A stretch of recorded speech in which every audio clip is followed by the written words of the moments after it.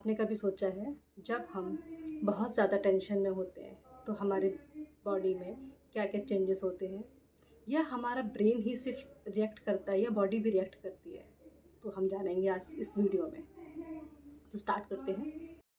जब हम बहुत ज़्यादा स्ट्रेसफुल सिचुएशन को फेस करते हैं या हम बहुत ज़्यादा ओवर थिंकिंग करते हैं, तब हमारे ब्रेन में का एक इम्पॉर्टेंट हिस्सा हाइपोथैलेमस स्ट्रेस रिस्पॉन्स को एक्टिव करने में हेल्प करता है, जो कि हमारे HPA एक्सिस को एक्टिवेट करता है, यानी हाइपोथैलेमिक पिट्यूटरी एड्रिनल ग्लैंड को एक्टिव करता है।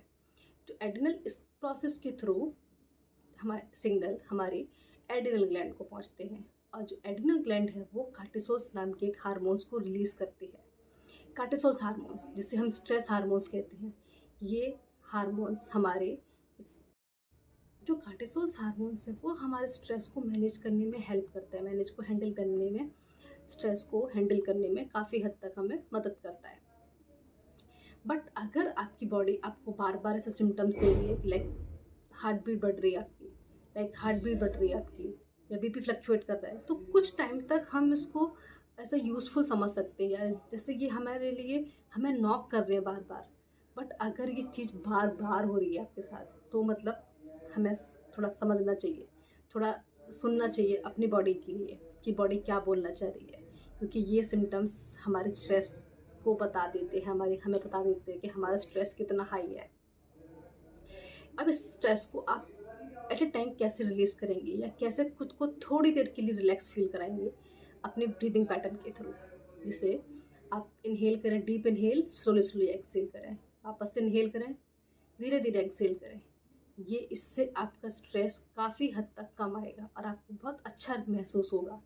उसके बाद आप इनहेल करें, और इनहेल करने के बाद सांस को वहीं रोक लें अंदर, और कुछ देर तक सांस को रोक के रखें, लाइक 5 सेकेंड, 7 सेकेंड, या आप काउंटिंग कर सकते हैं। उसके बाद धीरे से आप सांस को छोड़ दें, वापस से सांस भरें, फिर से सांस को रोकें और थोड़ी देर रोकें, और फिर धीरे धीरे सांस को छोड़ दें।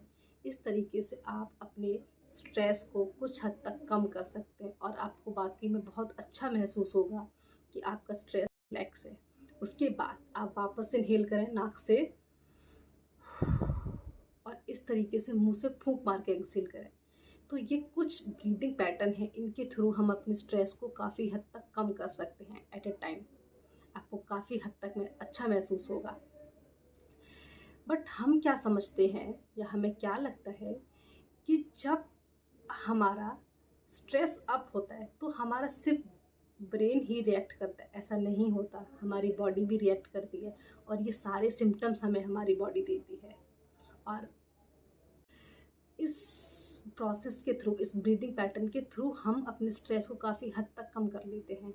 तो नेक्स्ट टाइम जब भी आपके साथ ऐसा हो, आप कभी ये नहीं महसूस करें कि सिर्फ ब्रेन है वो थोड़ा डिस्टर्ब है, मैं अपसेट हूँ। नहीं, आपकी बॉडी भी अपसेट है, आपकी बॉडी भी रिएक्ट कर रही है।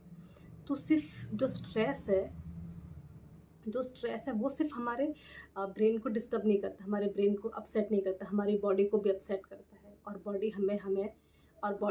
हमारी बॉडी हमें बताती है कि उसको ये सारी परेशानियां हो रही हैं।